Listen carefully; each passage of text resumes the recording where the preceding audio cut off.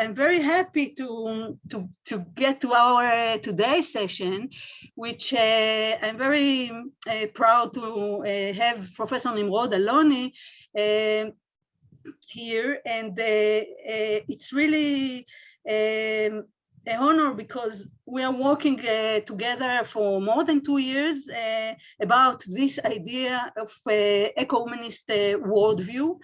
And I must say, as Nimrod always say about us, that we are converted to be humanist people. So Nimrod is converted to be ecology and sustainable man. And he's talking every time that he's writing in the newspaper, you could see that he's talking only about sustainability. So sustainability is his main issue, and the humanist approach is become Nimrod, if I say so, the second one. So you start from the climate change problem, and then you come to the humanist approach, which is very nice for us. So before Nimrod, I will give you the stage. I will say some words about you. And Nimrod Aloni is Professor Nimrod Aloni is a senior lecturer in the area of philosophy of education at our college, Kibbutzim College of Education in Tel Aviv, Israel. And he's the head of the Institute for Progressive Education and holds the UNESCO chair in humanistic education. In the Jerusalem Center for Ethics, he is the director of the Division of Ethics and Education. Professor Aloni has published books and articles mainly on humanistic education, ethics in the education profession, and on activist education for democratic citizenship. And in 1997, he established the network of humanist schools, and in the year 2000 formed a coalition of educators to provide decent and equal educational opportunities for the children of migrant workers and seekers in Israel. And I think in the last years that we're working on eco-humanism, we wrote papers together, and we're really trying to develop this idea of eco-humanism first in theory and then in practice. And the work together, one of the great things in Nimrod, that when we're coming and said, oh, we could do this, and then he put the right words, and he said, you will do something, you will explain me, and I will say it in a nice words. So it's very nice collaboration, Nimrod, that you always can put words in our mouth that sounds much better than we can do. So I'm sure your lecture will be the same. So what we are going to do, we are going to hear Nimrod now, and after his lecture, we will have Q&A session, and then we will have breakout rooms for a discussion, and we'll come back to discuss and to summarize in the large group. So Nimrod, it's yours. Okay, thank you very much, Daphna. Thank you very much, Daphna, and thank you very much, Oren, for inviting me.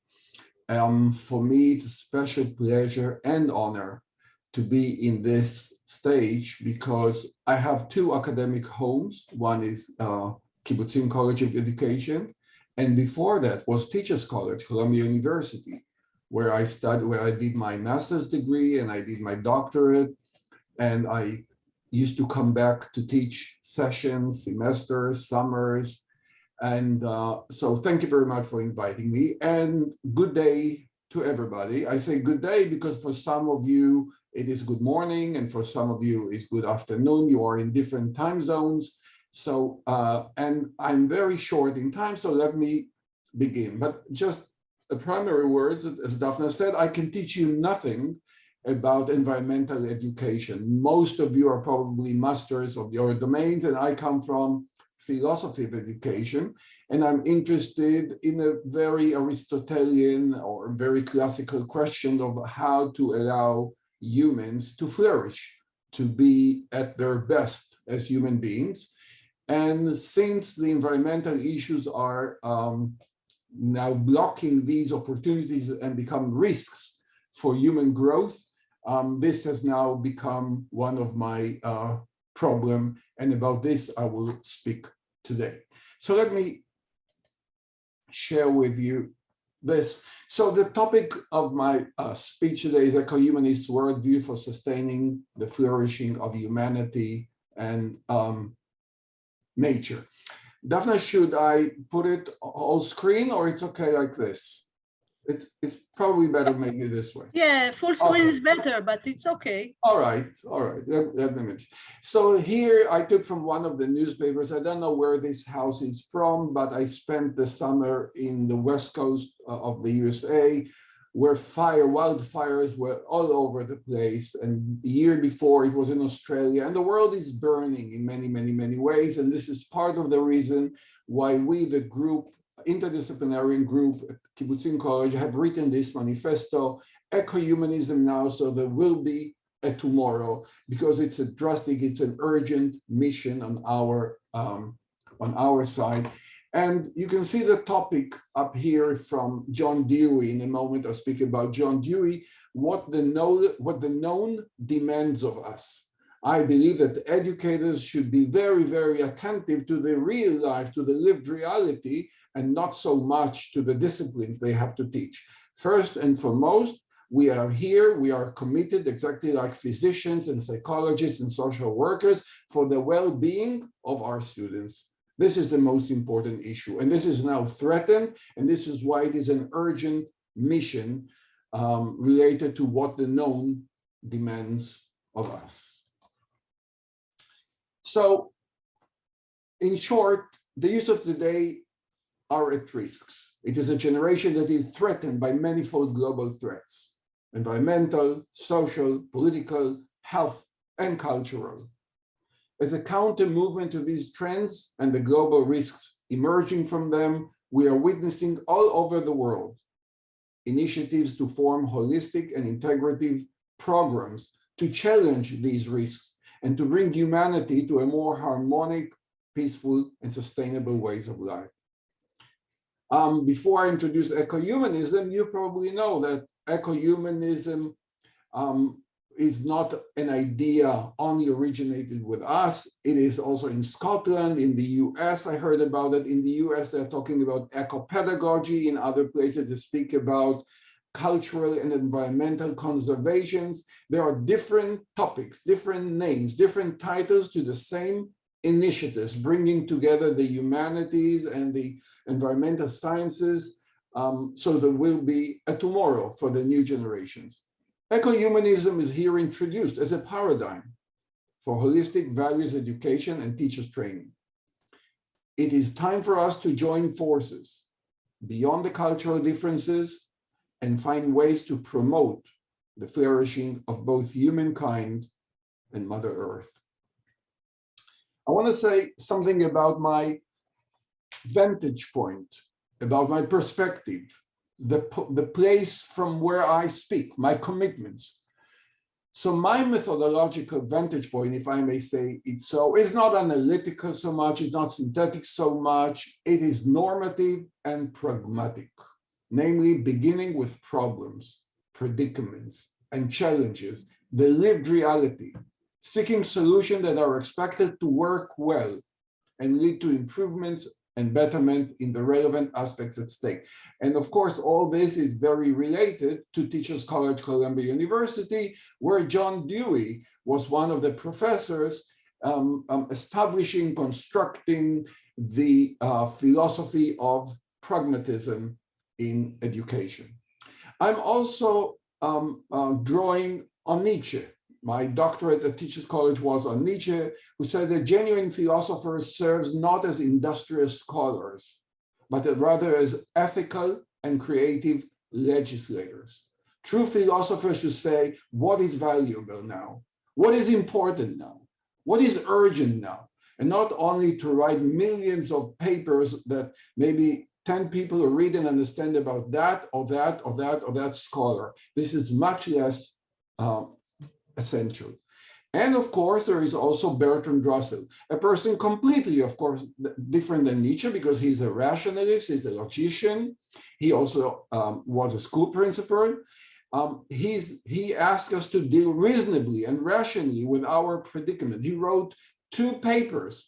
One is called Ideas That Help Mankind, and others, Ideas That Harm Mankind. Very much with Bertrand Russell, very much along the way of John Dewey. I believe that there are some senses of objective meaning to value. That is, what values work. Work in the sense that they promote growth. They promote flourishing. This is not a subjectivist, not a relativist, but more an objectivist perspective about values education, that some values we can show that they have value for life. If we take growth, as John Dewey said, if we take life, if we take sustainability as something, as an overarching goal. Here I looked again at John Dewey. And as you know from Teachers College, well, he started at Chicago, but then he taught at Teachers College University, from his most famous book, Democracy and Education. So just few quotes. Philosophy is thinking about what the known demands of us. Education is the process of forming fundamental dispositions, intellectual and emotional, towards nature and fellow men. I don't think he ever thought about sustainability. He talked about continuation, but look how it fits beautifully into our mission here. Dispositions. Daphna and I, Oren as well, and some others here, they speak Hebrew. In Hebrew, we don't have the word disposition, because disposition is how you go about something intellectually, emotionally, and in conduct.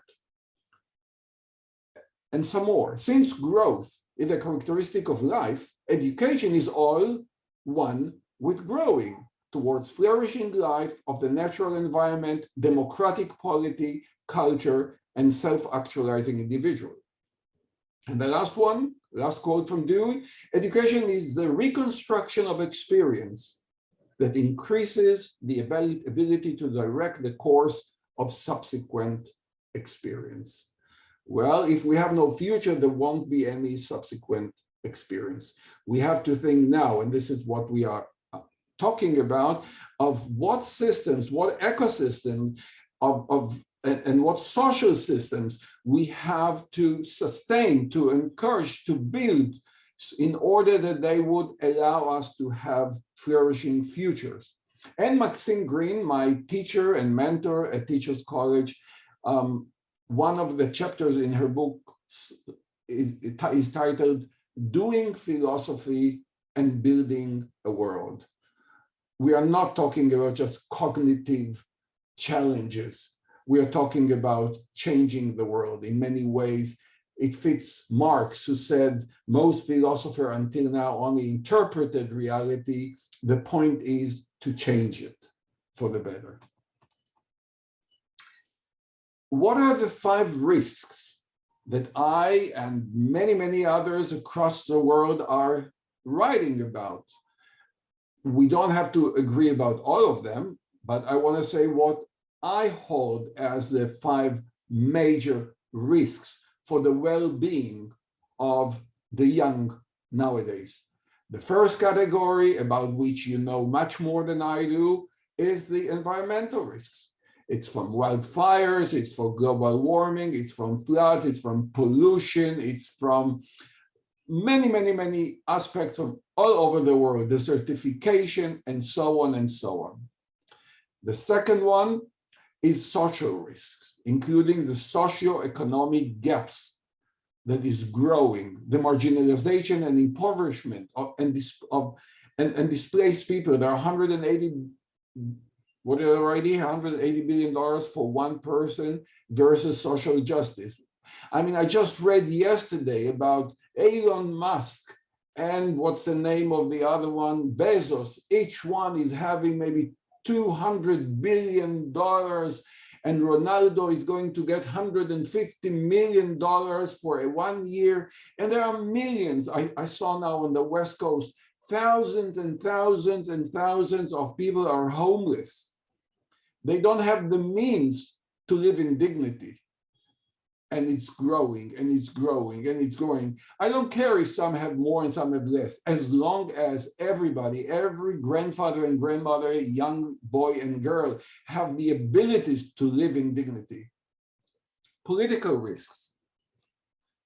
If somebody would say that there would be, I don't know, a revolution in one small country that is not democratic, okay, but we have witnessed last year a political terrorist attack on the capital of the US. Who could have imagined that people from the white supremacy would take over the capital? That would be a president that support this terrorism, that we would live in a post-truth era.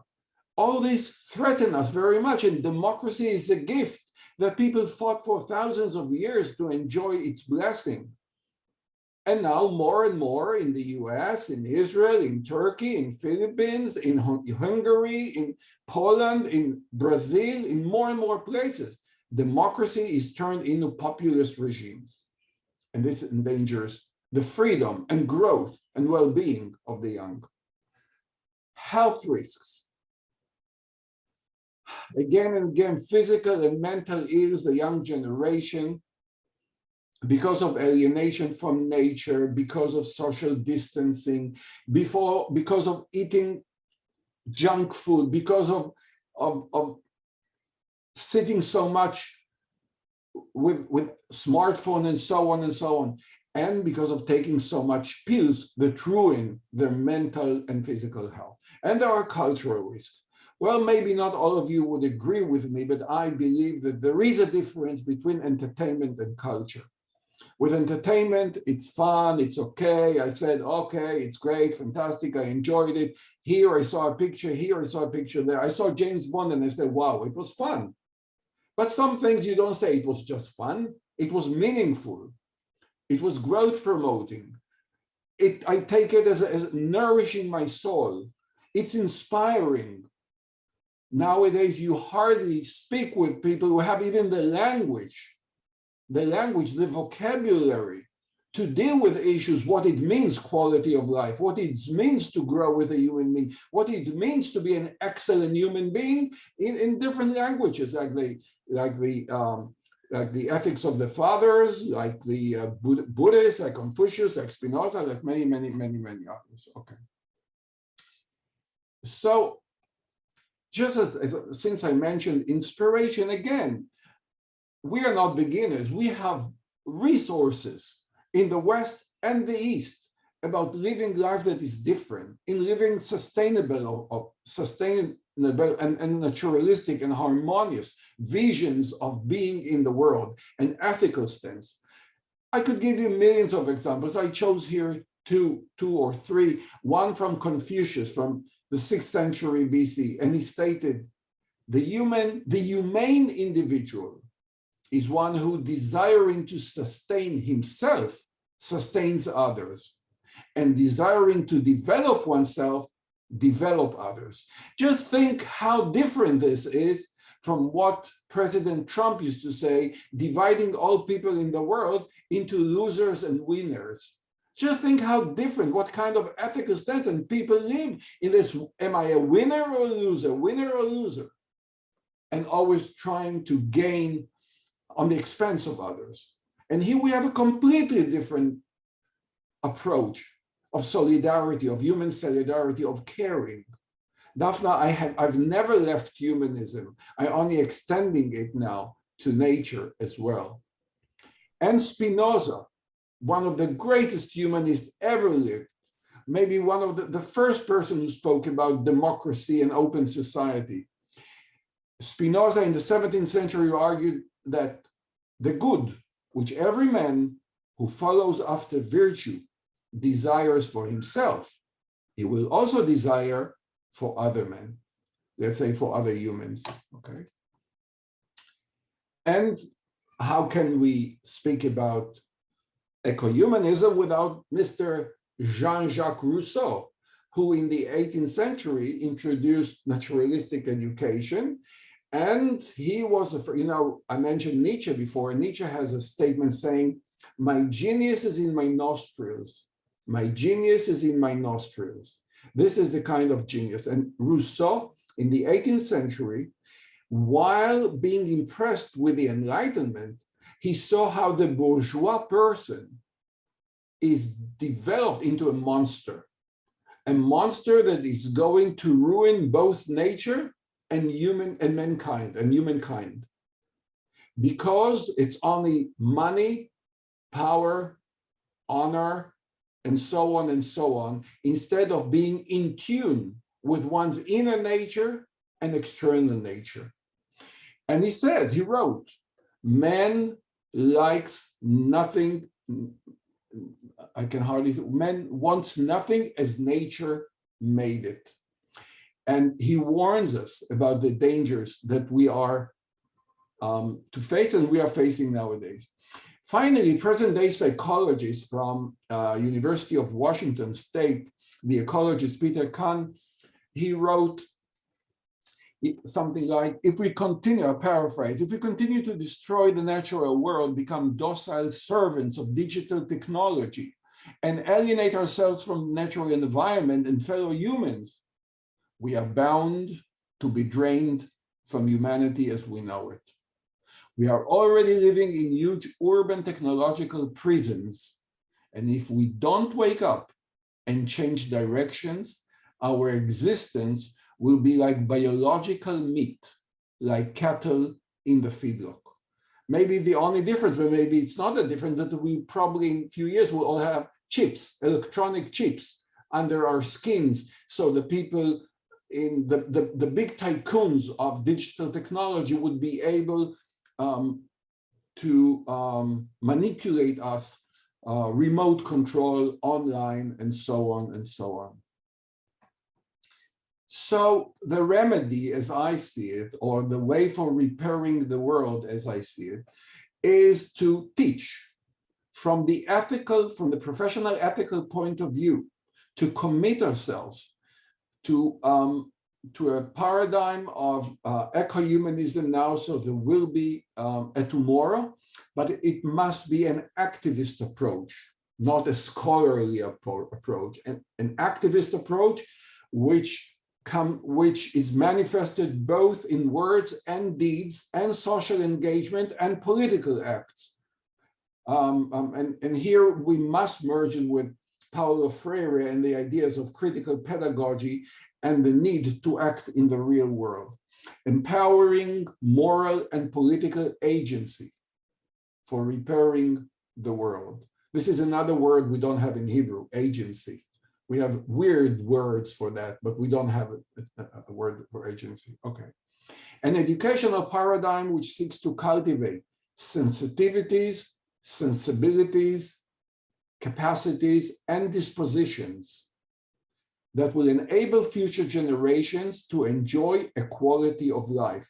A quality of life in the sense that Martha Nussbaum writes about in her book, Cultivating Humanity, in her most recent book, or the latest book, Not for Profit, Why Democracy Needs the Humanity, which we also translated and published in Hebrew. Environmental sustainability, humanistic democracy, social justice, physical and mental health, a sense of belonging, and cultural educational affluence. It is, if there is a place, to my best knowledge, if there is an area in the world in which they do well in realizing these ideals, it is the Scandinavian, what they call the Nordic Bildung. The Nordic Bildung, or the Scandinavian approach, there they manage more or less from gender equality to green ecology, to social justice, to excellence and equity in education, and so on and so on. Wait, I have to move things here. As we formulated it, and Daphna in her introduction related to that, we are talking about the challenge no longer Daphna sitting in her faculty of the natural science and Nimrod sitting in the faculty of whatever, of the humanities. We have to work together, merging the humanist dialogical.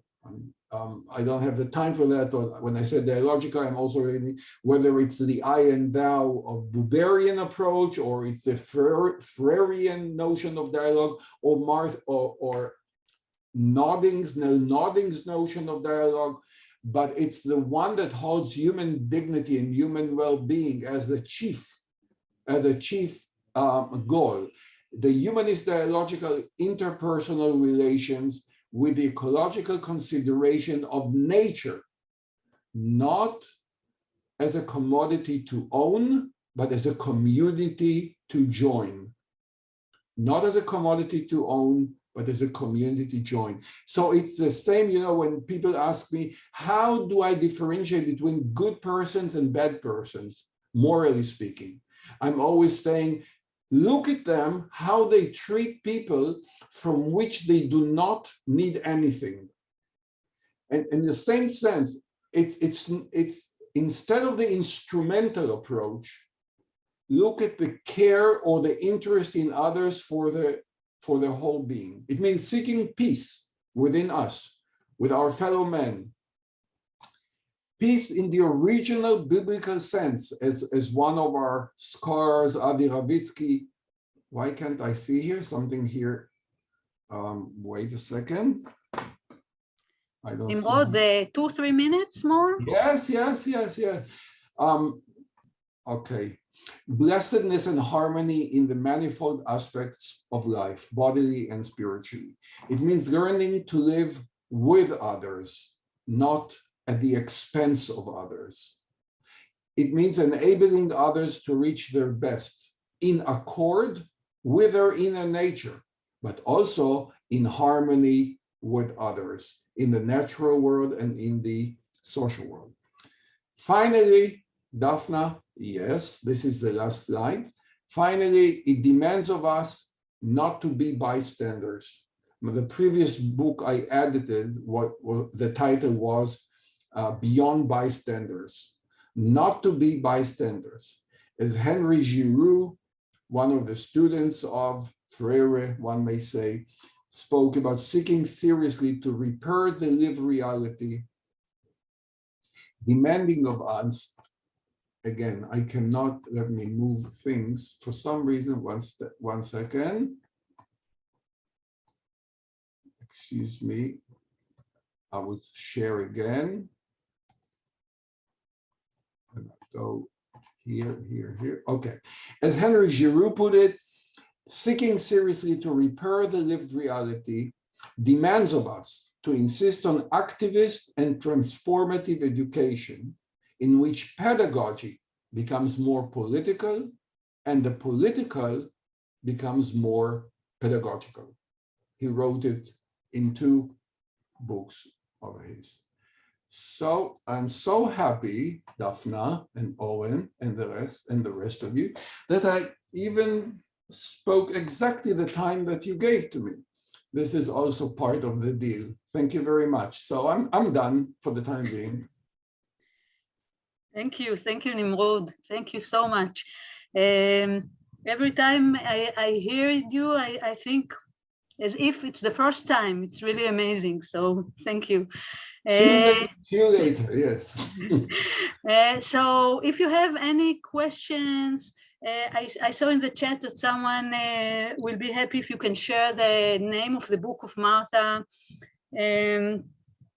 Martha Nussbaum. Martha Nussbaum, yes. So if you could share in the chat, and if we have some question, we'll be happy to just say.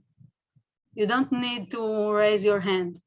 Daphna, before they say, I don't want to write, I hate writing things in chat. One is called Cultivating Humanity.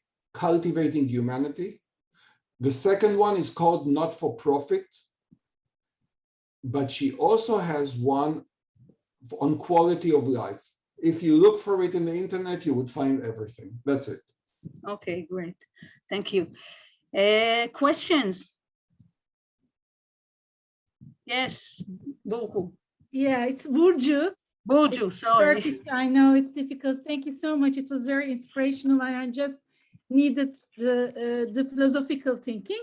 So my question will be, that's really hard, because when you look to the main philosophy in the education system in Turkey, for example, or in some countries that are around us, that's mainly only humanistic, and it's not easy to change it towards eco-humanism.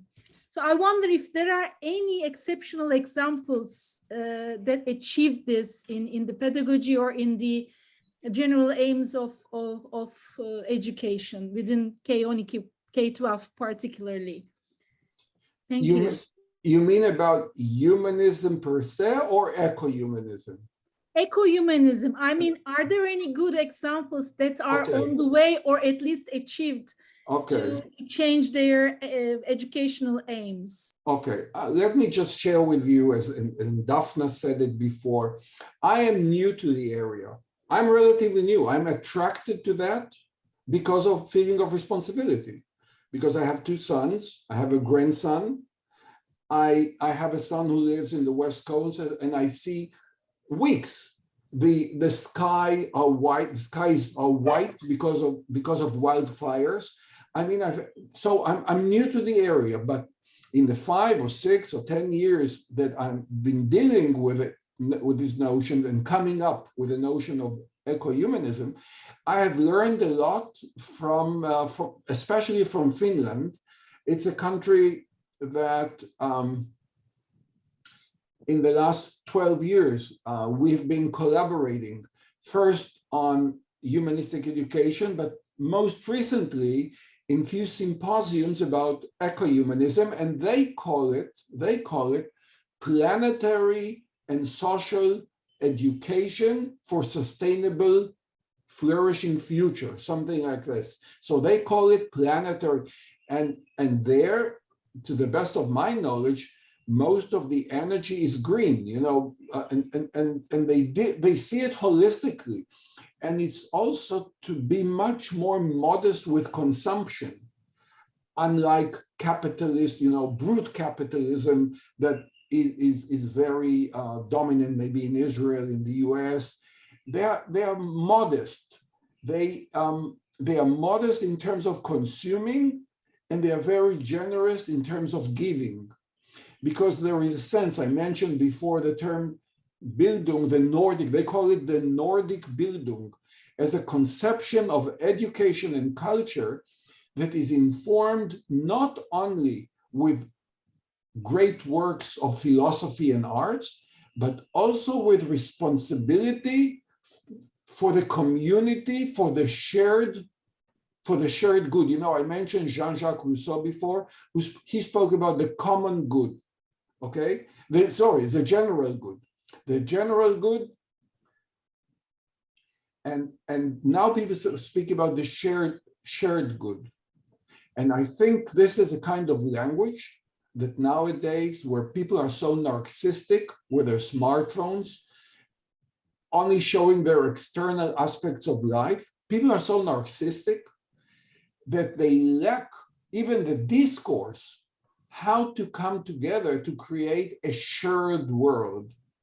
So I think, but also, it's nice to say you're a woman, and women have been proving themselves in the time of the corona for being the best leaders. I think that the Prime Minister of New Zealand, she's now leading a different measure of quality of life that is no longer, like Martha Nussbaum was speaking, no longer is emphasizing economic growth, but rather human development.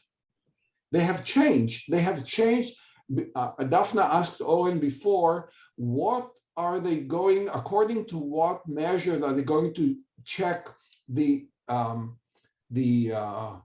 schools in the US now? Like what measures, or how are they going to evaluate the goodness of schools? So it's no longer just in terms of material growth, but communal life, well-being, self-actualization, and time in nature, and more and more and more. So also the Prime Minister of New Zealand, a woman, is one of the leaders of that eco-humanist trend, I would say. Thank you. So I see Virginia raising, you can go ahead, Virginia. Thank you. Thank you for your presentation, Professor Aloni. My name is Virginia Gomes. I'm a PhD student, second year here at University of Maryland in Washington, D.C.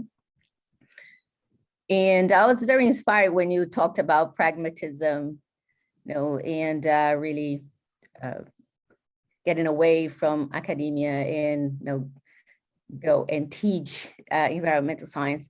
I'm in a class, I'm in a class called Global Climate Change and Education, Policy and Practice, and is with a professor, Dr. Lin, she's Chinese. And we have in this class to go and be an activist. We have to also create a relationship with nature around us and photograph it and write about it, have a journal. We do meditations in class and we talk about nature. We talk about policy. It's all about what we would do with this policy, what would you do with this problem. Very participatory.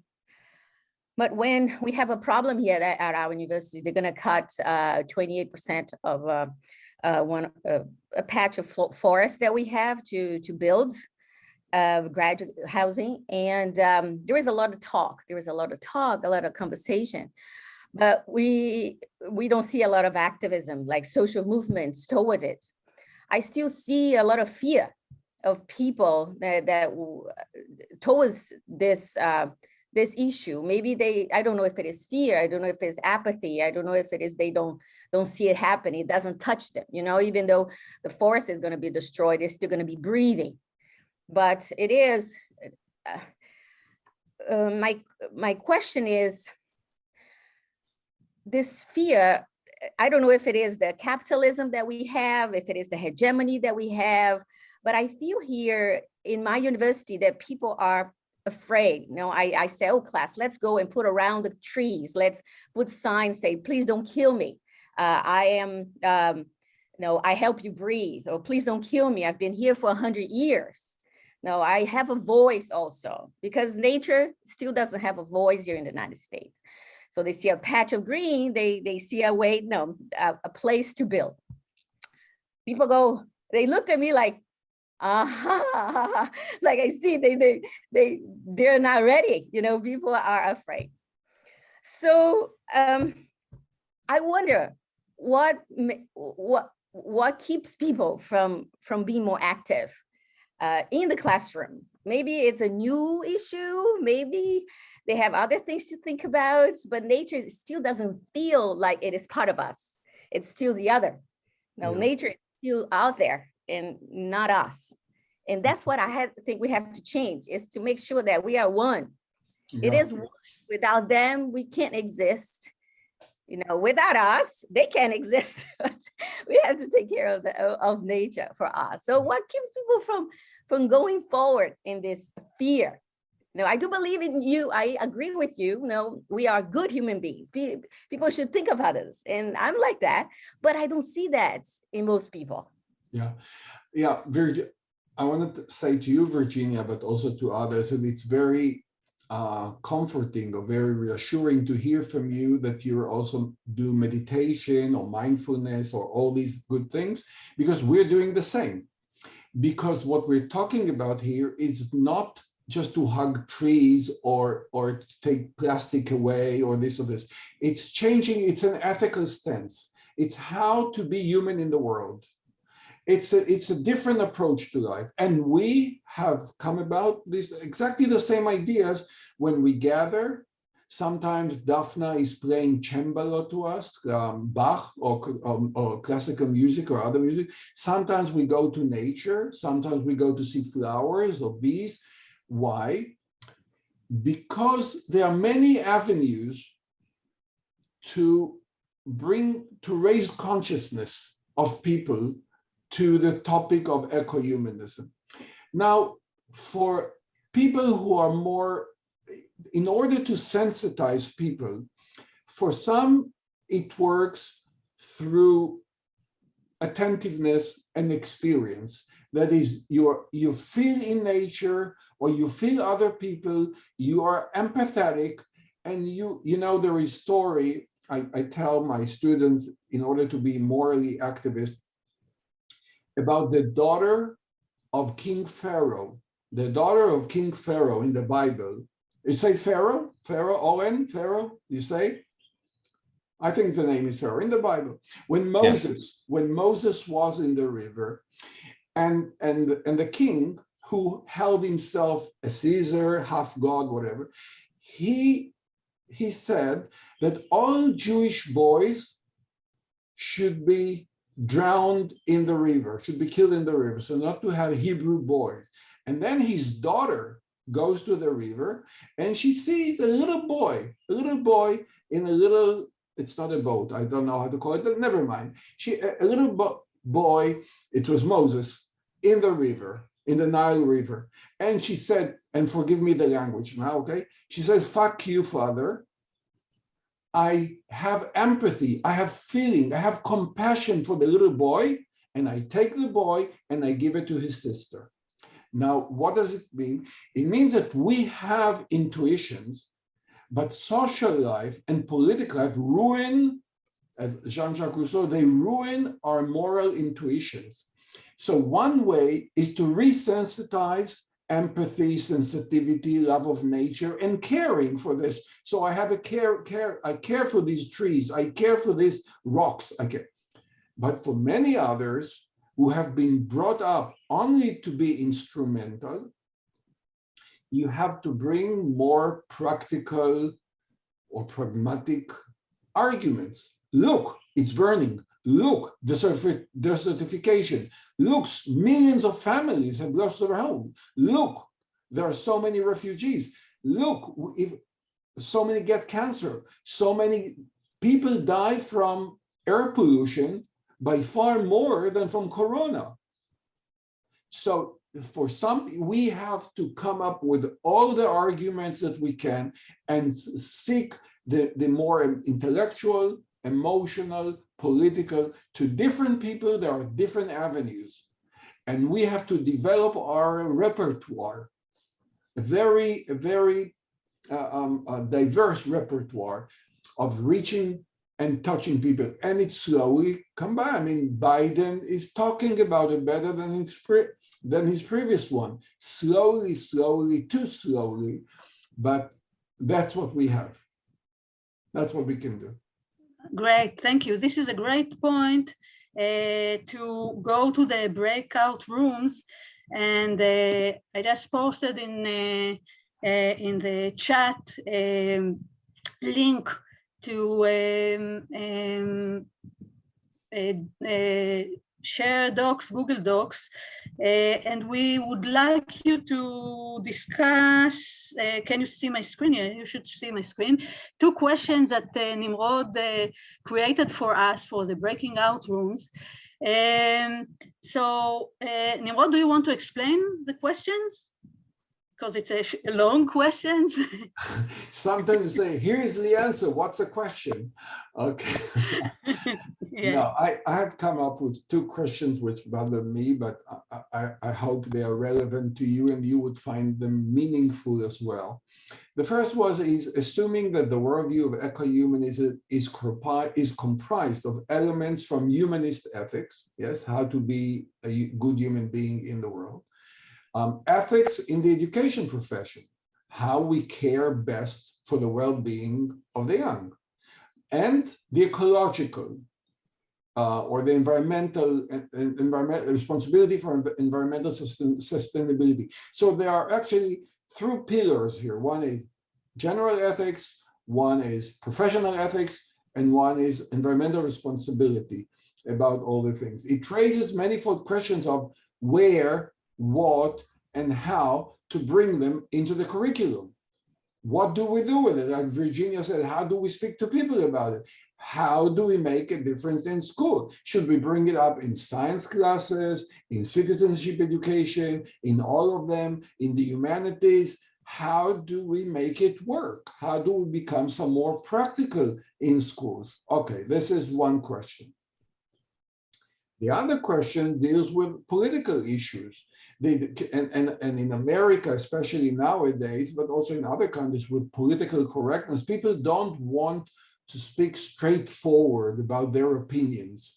The educational agenda of ecohumanism calls not only for adopting a set of values and change of conduct, but also calls for social and political engagement and activism, something that many would find aggressive or manipulative or politically subversive, or even endangering economic development. This is probably some of the issues that people addressed Virginia with. How can we go about it and make it something that is clearly aiming at the common good, like education for democratic citizenship and for physical and mental well-being? So the question is how to go about it politically without creating too much antagonism, because this war has to be won, but not as indoctrination. How do we go about it? Great, thank you. So you could, we'll be happy to hear from the groups some thoughts, something interesting that happened in your discussion. So group one, who wants to share with us? Who was in group one? Oh yeah, I'm happy to. Great, thank you. So apologies to my group members if I've misrepresented your views in advance. Yeah, really amazing conversation. I think there was a few themes that came up. So one was merging the classroom with the real world as a sort of powerful way to try and help children affect change. So basically, you know, for example, allowing children to travel and see the world helps them express themselves better about it. Helping students link up with organizations in other parts of society. So there's a great example in children in Kenya who got involved with local wildlife clubs. And then also there were some quite sort of practical things that could happen in schools to help children tackle these issues. So drawing or art can be a powerful way to allow children to express themselves around sustainability in a different way that isn't just sort of, you know, using words. And the potential for meal times in school as well to act as an opportunity to help kids commune together around a variety of issues, including those in sustainability. And that's quite helpful in an already overcrowded school day. And then within that is a recognition that nutrition can be physical as well as spiritual. And then there was obviously tensions that came up that we discussed. So, for example, children have a lot of anxiety about future sustainability. They don't have opportunities within school to find opportunities to learn how to do activism. And teachers perhaps feel it's a struggle to encourage that when they need to teach to the test and help kids get qualifications and then, you know, be able to get jobs. So there was a tension there. And then also ways we can get around that would be to teach them things that could apply to employment and activism. So things like critical thinking and people skills. And then also in the short change on a sort of political level, when there's change in leadership, for example, new mayors, that provides opportunities for us to become engaged, learn about political aims, lobby for new aims if needed, and help affect change there. And just one final thing, I suppose, was that, you know, it's in different parts of the world, activism can be very difficult. It can be punished. So important to recognise challenges for our colleagues across the world too. Great, thank you. Who wants to summarize group two, room two? Who was in this? No one? Galia? Do you want to summarize? But you need to unmute yourself.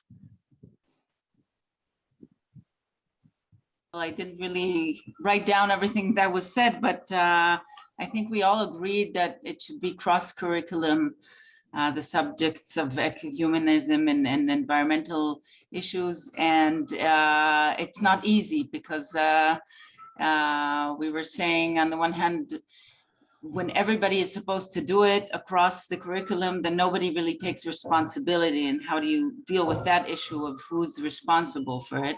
Another issue that came up is that teachers sometimes are not qualified. They feel not qualified enough or not experienced enough to be able to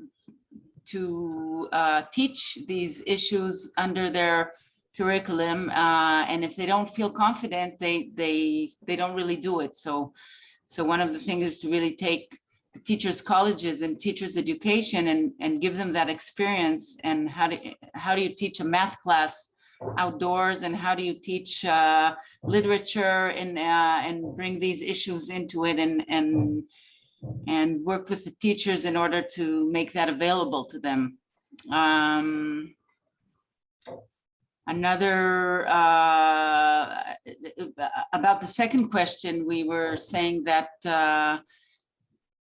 maybe one way to avoid the conflicts around activism is to really start with the social aspects of developing empathy and developing care for one another. And from that, it's an easier path to follow into developing empathy and care for the environment, and can be less conflictual in some places where it might be seen as that. And also we were saying that people have to really get to know the space around them, the public space where they live and the space around them, and take kind of an activistic stance around that space of clean air, of water, of nature, of learning what they have around them and how they take care of it. And from that, they can really go on to the rest of the world. And add some things, whoever was with me in the group, because I missed a few things that we said. Okay. Okay, great. Thank you, Galia. The last group, who wants to summarize? Kathy or Virginia?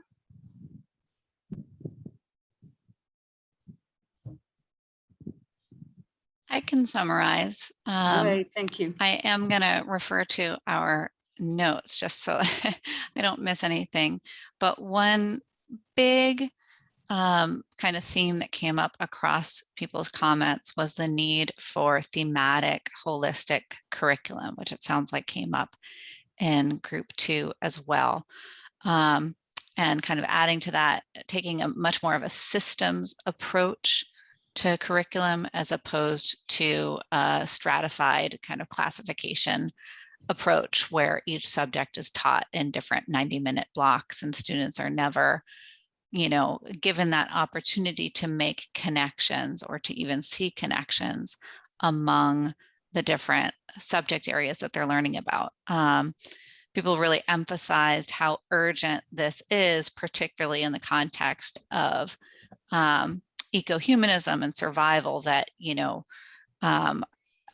we can learn procedures and content, but if we don't know how to be flexible and connect those different content areas, we're not going to be able to respond to the needs of our world.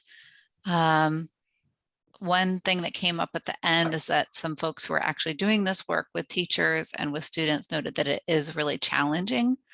It's more challenging than just dividing up the subjects the way that's traditionally done, but it is more challenging because it is more complex. So while it's easier to take a simplistic approach, it's not as meaningful. And please, others chime in if I skipped something. Oh, this was great, Kathy. Thank you. And I wanted, because we didn't have time, and I'm the moderator, so I will take my role. And Gilad didn't have time to share about his approach, so I said he will share a little bit in the big room. So how he actually translate the eco-humanism idea into his practice. So Gilad, if you can share some sentences about your work, it would be interesting for everyone, I think. Yeah, I will try to do it in English. It would be I'm a kindergarten teacher, and I work in a forest kindergarten in a kibbutz near Gaza Strip, which is a bit of an oxymoron. But I'm trying really hard to have an holistic approach to this thing. As you were saying, in every kindergarten, I think in Israel, there's a holistic approach, unlike in schools, and we try to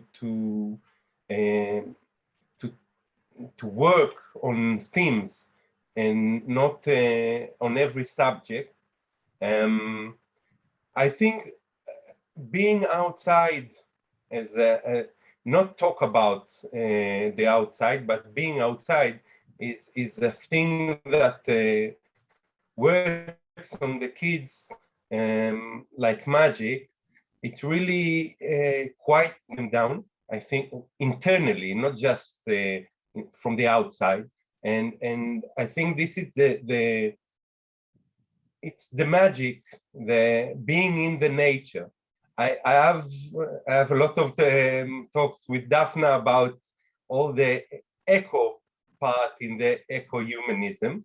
I think that if we will be human beings, everything will be in order. Everything will be okay, and that's what I'm trying to teach the kids that I'm working with, that they need to be a human being.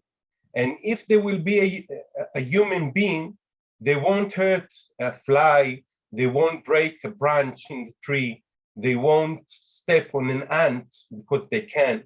They will have, they will be human beings. And being outside will connect them to the nature. So I think everything is in the approach, the holistic approach, in doing things. In school, I think it's a big challenge, much more than in kindergarten. But this is what I experience. Thank you. Great. Thank you, Gilad. And since we have only 3 more minutes left, and we used to finish our discussion on time, not like an Israeli regular thing that we are not on time. So I think we will leave this for more conversation in the future. And there are 2 more questions in the chat. So maybe Nimrod, we will share these questions, and then we will share the answers somehow. So thank you to all of you, and thank you, Nimrod, for the inspiring questions and for being with us. Can I say one sentence, one statement? Yeah, you have 2 minutes. 2 minutes. Yeah, I will not go beyond that. The first one is, since the time of Socrates, he presented himself that he was sent by the gods like a troubling flea to wake up people from their numbness of thought. And the same idea came later on with Martin Buber, who said we have to cause students to feel uncomfortable with themselves, because only when people feel uncomfortable about their conformity in life, they start to reflect about things. So there is something in the mode of being in the world that should go across the curriculum, because comfort is now the new God, to feel comfortable, to enjoy myself. But only when people are feeling troubled, like it's a feel, and Maxine Green at Teachers College called it to raise to become wide awake, to be morally wide awake, to live wide awake. So this is one thing, and this should go across the curriculum all the time with every teacher, to become more reflective and so on, critical. And the second regards to content, to be attentive to what in the fable of the cave, Plato said it's a turning of the soul. towards goodness, beauty, etc., etc. So I think we should, in all classes, spend time on the issues. What does it mean? Healthy soul in a healthy body, healthy society in a healthy nature. To take words like health, to take questions like quality of life, and to talk about it all the time. And I believe that through discussion, not bringing the solution, but through discussion and bringing up wide awakeness, by being more attentive to ethical issues, I think we'll be able to repair the world. Thank you, Nimrod. This is the best words. I said you say it in the best way. So thank you. Thank you, all of you. And come again next month. We will send you the invitation.